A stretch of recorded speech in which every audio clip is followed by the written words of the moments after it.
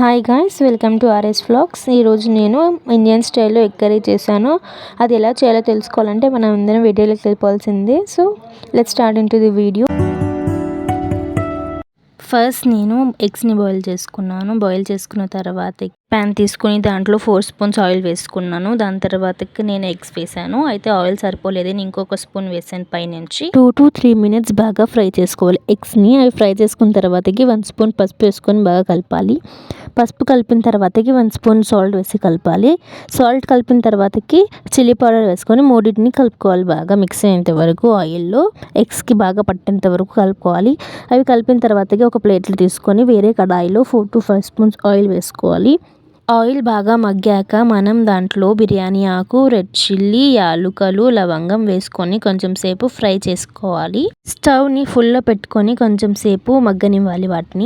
వాటిని ఫ్రై చేసుకున్న తర్వాతకి దాంట్లో 2.5 ఆనియన్ కట్ చేసుకున్నవి వేసుకోవాలి. హై ఫ్లేమ్లో పెట్టి బాగా ఫ్రై చేసుకోవాలి. ఆనియన్స్ని బ్రౌనిష్ కలర్లో వచ్చేంత వరకు బాగా మిక్స్ చేస్తూ ఉండాలి. 5 to 10 minutes బాగా ఫ్రై చేసుకున్న తర్వాతకి నేను దాంట్లో 1.5 స్పూన్ అల్లం వెల్లుల్లి పేస్ట్ వేసుకున్నాను. వాసన పోయేంత వరకు లో ఫ్లేమ్లో పెట్టి బాగా కలిపేశాను. తర్వాత దాంట్లో 1 స్పూన్ పసుపు వేసుకొని బాగా కలిపేశాను. పసుపు వేసుకున్న తర్వాతకి 1 స్పూన్ ఉప్పు, 1 స్పూన్ కారం వేసి బాగా కలిపేశాను.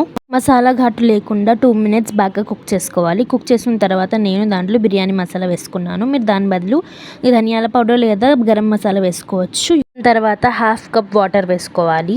వాటర్ వేసుకున్న తర్వాత కొంచెం సేపు కుక్ చేసుకోవాలి. కుక్ చేసుకున్న తర్వాత దాంట్లో 2 టమాటోస్ కట్ చేసుకునేవి వేసుకోవాలి. టొమాటోస్ 90% మగ్గేంత వరకు బాగా ఉడికించుకోవాలి సిమ్లో పెట్టి.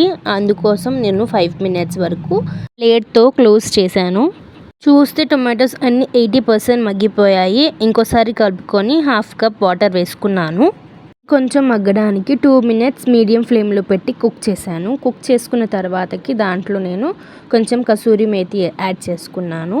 ఎందుకంటే ఇది కొంచెం ఫ్లేవర్ బాగా టేస్ట్ ఇస్తుంది. సో అది యాడ్ చేశాను. అది యాడ్ చేసుకున్న తర్వాతకి మనం ఆల్రెడీ ఫ్రై చేసుకున్న ఎగ్స్ని దాంట్లోకి ట్రాన్స్ఫర్ చేసేసేయాలి. ఎగ్స్ యాడ్ చేసుకున్న తర్వాతకి ఒక్కసారి కలిపి దాంట్లో మనం లాస్ట్ టచ్గా గార్నిషింగ్ కోసం కట్ చేసుకుని పెట్టుకున్న కొత్తిమీర యాడ్ చేసుకోవాలి. అంతే, మన కర్రీ రెడీ అయిపోయింది. ఈ కర్రీ రోటీ చపాతీలో సూపర్ ఉంటుంది. వీడియో నచ్చితే లైక్ చేసి షేర్ చేయండి. ఇలాంటి మరిన్ని వీడియోస్ కోసం మా ఛానల్ని సబ్స్క్రైబ్ చేసుకోవడం మర్చిపోకండి. Meet you in the next vlog. Until then take care.